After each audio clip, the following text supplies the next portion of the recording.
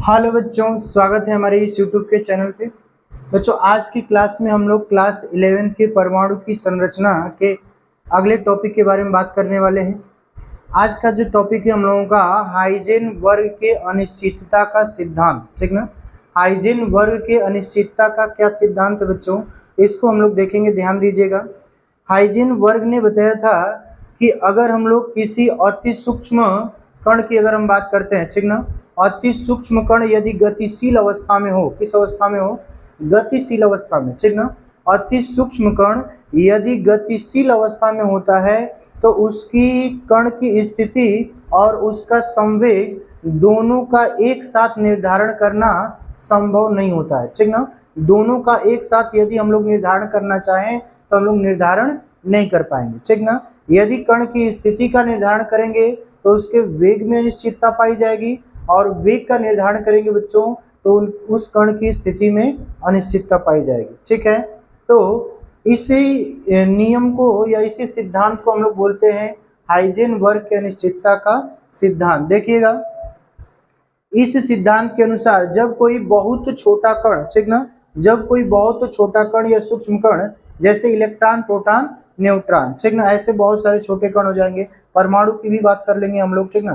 तो electron, proton, neutron ऐसे छोटे कण जो होंगे गतिशील अवस्था में, किस अवस्था में, गतिशील अवस्था में होता है, तो इसकी स्थिति और संवेग दोनों को एक साथ निर्धारण करना असंभव होता है, ठीक ना। दोनों का एक साथ निर्धारण करना क्या होता है बच्चों, असंभव। यानी वो उस कण की स्थिति और संवेग दोनों का एक साथ निर्धारण हम लोग नहीं कर पाएंगे, ठीक ना। दोनों का एक साथ निर्धारण करना असंभव होता है, ठीक है। यदि कण की स्थिति का निर्धारण किया जाए तो संवेग में अनिश्चितता पाई जाती है, तथा संवेग का निर्धारण किया जाए तो कण की स्थिति में अनिश्चितता पाई जाती है। मतलब यदि कण की, अति सूक्ष्म कण की स्थिति को अगर हम लोग ज्ञात करते हैं तो उसके वेग में अनिश्चितता, संवेग में अनिश्चितता पाई जाएगी, और संवेग का निर्धारण करते हैं तो उसके स्थिति में अनिश्चितता पाई जाती है। मतलब दोनों को एक साथ हम लोग ज्ञात नहीं कर सकते ना, ज्ञात करना असंभव है, ठीक ना। यहाँ पे देखते हैं बच्चों, यदि कण की स्थिति में अनिश्चितता डेल्टा एक्स, कण की स्थिति जो है उसमें अनिश्चितता जो पाई जा रही है उसको हम मान रहे हैं डेल्टा एक्स, और यदि कण का जो संवेग है उसकी वैल्यू हम मान रहे हैं डेल्टा पी।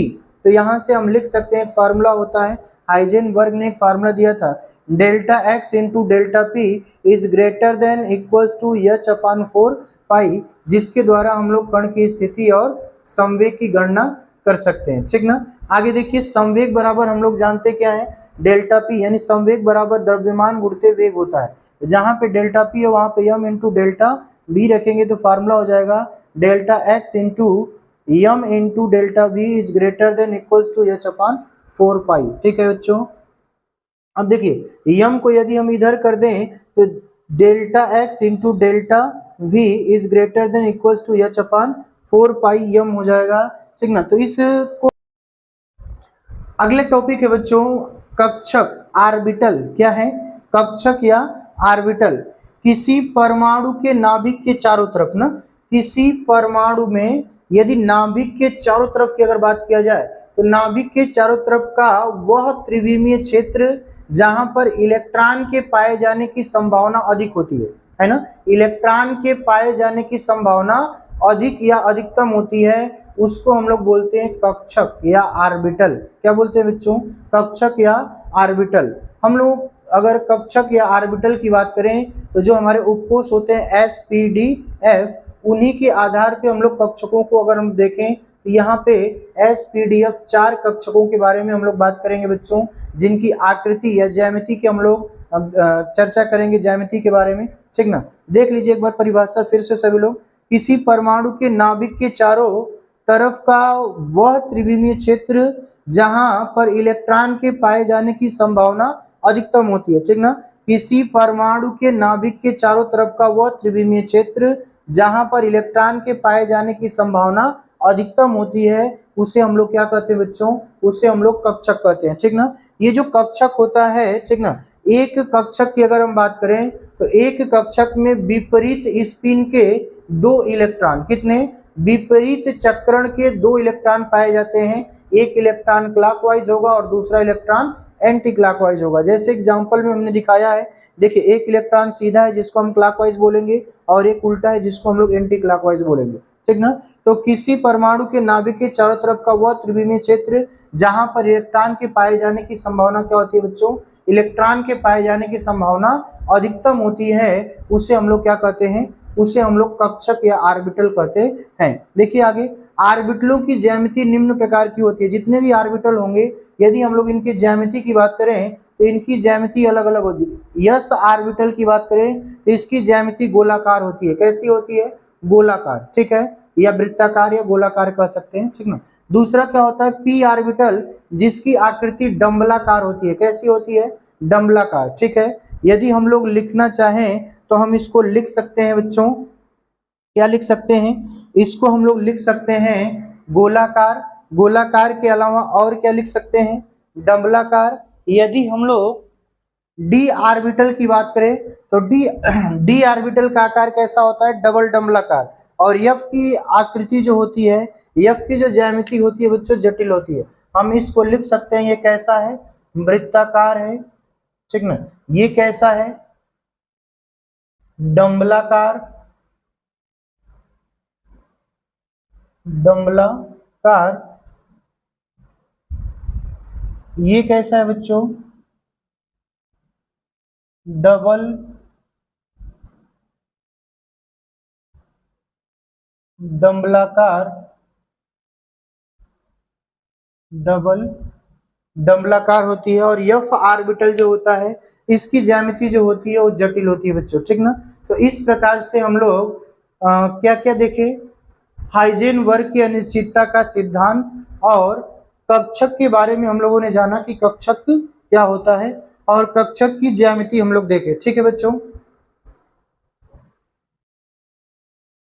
अगला टॉपिक है बच्चों क्वांटम संख्यन, क्वांटम नंबर। ध्यान देंगे क्वांटम नंबर क्या होता है, किसी परमाणु में इलेक्ट्रॉन की वास्तविक स्थिति, ठीक है, किसी परमाणु में इलेक्ट्रॉन की वास्तविक स्थिति तथा ऊर्जा ज्ञात करने के लिए, ठीक ना, वास्तविक स्थिति, इलेक्ट्रॉन की वास्तविक स्थिति तथा ऊर्जा ज्ञात करने के लिए जिन संख्याओं की आवश्यकता होती है उन संख्याओं को हम लोग बोलते हैं क्वांटम संख्या। क्या बोलते हैं बच्चों, क्वांटम संख्या। ध्यान से समझेंगे, किसी परमाणु में इलेक्ट्रॉन की वास्तविक स्थिति तथा ऊर्जा ज्ञात करने के लिए, क्या क्या ज्ञात करने के लिए, वास्तविक स्थिति यानी इलेक्ट्रॉन की वास्तविक स्थिति क्या है और ऊर्जा ज्ञात करने के लिए, ठीक ना, जिन संख्याओं की आवश्यकता होती है उन्हें हम लोग क्या कहते हैं, क्वांटम संख्या।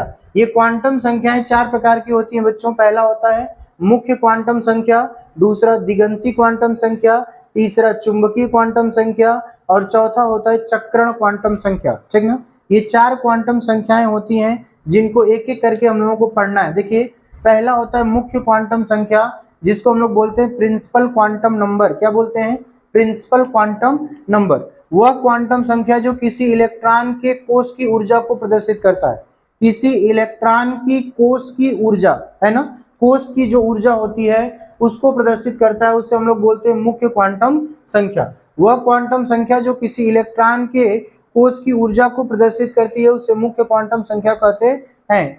इसे स्मॉल एन से प्रदर्शित किया जाता है। किससे बच्चों, स्मॉल एन से प्रदर्शित किया जाता है। और यदि हम लोग इस क्वांटम संख्या की बात करें तो इस क्वांटम संख्या को बोर नामक वैज्ञानिक ने, नील्स बोर नामक वैज्ञानिक ने सबसे पहले बताया था, ठीक ना। तो हम लोग कह सकते हैं कि इसको सर्वप्रथम जानकारी इस क्वांटम संख्या की किस वैज्ञानिक ने दिया था, तो बोर नामक वैज्ञानिक ने सबसे पहले इस क्वांटम संख्या के बारे में बताया था। देखिए क्वांटम संख्या की अगर हम बात करें तो कोष या कक्षा की अगर आप बात करते हैं तो इसको हम लोग रिप्रेजेंट करते हैं KLMNOP क्यू, ठीक ना। 7 कक्षाएं होती हैं। अभी तक हम लोग कितने कक्षाओं के बारे में जानते हैं, 7 कक्षाओं के बारे में, ठीक ना। यदि इन कक्षाओं की बात करें तो पहली कक्षा क्या है, K, जिसके लिए n का मान 1 होगा। दूसरी कक्षा L है जिसके लिए n का मान 2 होगा। तीसरी कक्षा आपकी क्या है, यम है, जिसके लिए n का मान कितना होगा 3, चौथे के लिए 4, पांचवें के लिए 5, छठे के लिए कितना होगा 6, और Q लास्ट जो है सातवां Q, इसके लिए मान कितना होगा 7। तो यहाँ पे जितनी कक्षाएं होंगी, ठीक है, जितनी कक्षा होगी उतना ही n का मान होगा। बात समझ में आ रहा है? तो ये हो गया आपका मुख्य क्वांटम संख्या, जिसको हम लोग बोलते हैं प्रिंसिपल क्वांटम नंबर। हम लोग दूसरी क्वांटम संख्या की बात करते हैं, दिगंशी क्वांटम संख्या, एजीमुथल क्वांटम नंबर।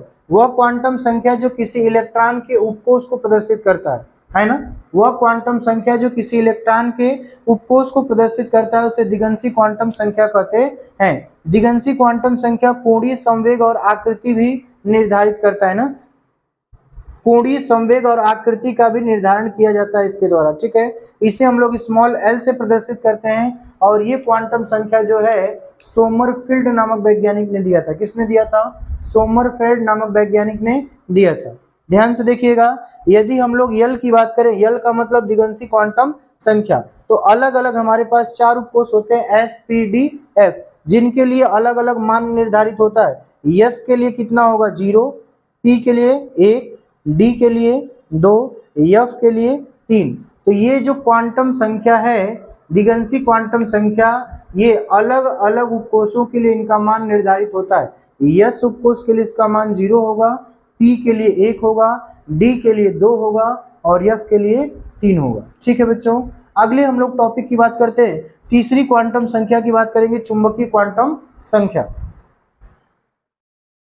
अगला क्वांटम संख्या है बच्चों चुंबकीय क्वांटम संख्या, ठीक ना, वह क्वांटम संख्या जो किसी इलेक्ट्रॉन के कक्षक को प्रदर्शित करती है ना, वह क्वांटम संख्या जो किसी इलेक्ट्रॉन के कक्षक को प्रदर्शित करती है उसे हम लोग क्या कहते हैं बच्चों, उसे हम लोग बोलते हैं चुंबकीय क्वांटम संख्या।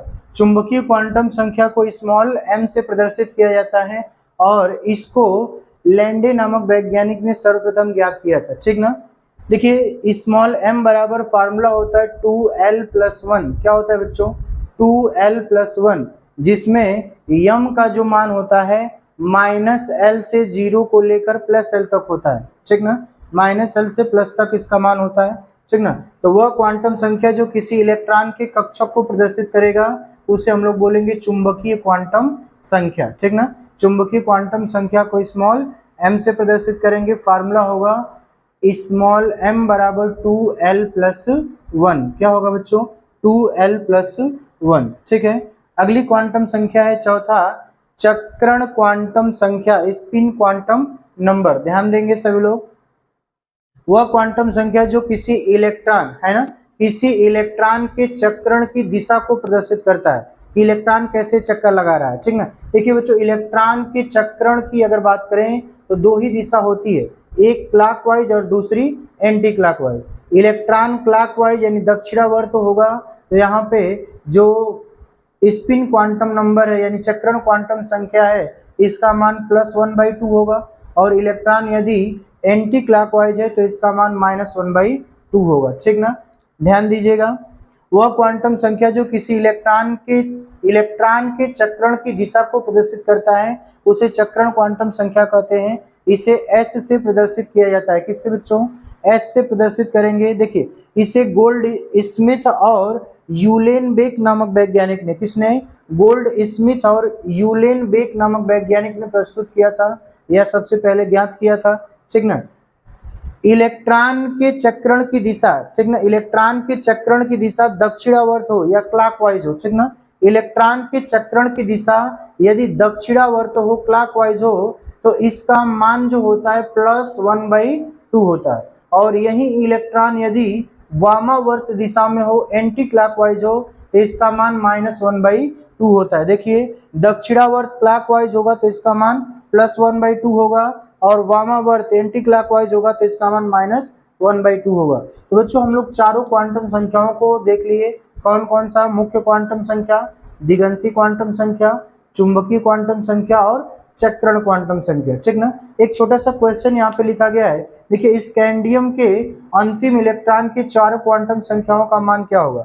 स्कैंडियम आपसे बोला गया है जिसका परमाणु क्रमांक कितना है 21, बोल रहा है कि इसके अंतिम इलेक्ट्रॉन मतलब 21वें इलेक्ट्रॉन के लिए चारों क्वांटम संख्या का मान निकालना है। तो यदि हम लोग इसका इलेक्ट्रॉनिक विन्यास करेंगे, देखिए लास्ट इलेक्ट्रॉन 3d1 में है ना, तो यहाँ पे अगर हम ध्यान से देखें तो बताइए n का मान इसके लिए कितना दिख रहा है, n का मान यहाँ पे 3 है बच्चों, गलती से कितना लिख दिया गया 1, देखिए d के आगे 3 लिखा गया है ना, तो यहाँ पे n का मान कितना होगा 3 होगा, ठीक है। यल का मान कितना होगा, हम लोग जो दिगंशी क्वांटम संख्या पढ़े थे वहां पे एक चार्ट बनाया गया था SPDF, ठीक ना, उसके लिए यल का मान 0 1 2 3 था, जहां पे डी है उसके नीचे आप उस चार्ट में देखेंगे तो 2, यानी यल का मान कितना डी ऑर्बिटल के लिए कितना होता है 2 होता है, ठीक ना। यम का मान फार्मूला क्या है 2l+1, देखिए 2l+1, यल का मान अभी हम लोग देखे कितना है 2, तो 2 का मल्टीप्लाई करेंगे 2 दूना 4 और 1 जोड़ेंगे कितना 5, यानी यम का कुल मान कितना आएगा 5। इसका मतलब कि डी में कुल 5 ऑर्बिटल होंगे, देखिए ये 5 ऑर्बिटल हैं। अब इन पांचों ऑर्बिटलों का जो मान होगा बच्चों वो -l से 0 को लेकर +l तक होगा, तो l का मान कितना है 2 है, तो -2 से शुरू करेंगे, -2 -1 0 +1 +2, ठीक ना। अब देखिए पहले वाले ऑर्बिटल में ही इलेक्ट्रॉन दिख रहा है, इसका मतलब इसके लिए मान कितना है -2, यानी यम का मान -2 होगा। 21वें इलेक्ट्रॉन के लिए यम का मान -2 होगा। और यदि हम लोग इलेक्ट्रॉन की दिशा की बात करें, इलेक्ट्रॉन देखिए क्लॉकवाइज है, पहला इलेक्ट्रॉन क्लॉकवाइज ही आता है, तो इसके लिए यस का मान यानी चक्रण क्वांटम संख्या का मान +1/2 होगा। तो इस प्रकार से हम लोग क्वेश्चन सॉल्व करते हैं। आगे आने वाले वीडियो में हम लोग क्वेश्चन को देखेंगे, ठीक ना। तब तक के लिए धन्यवाद।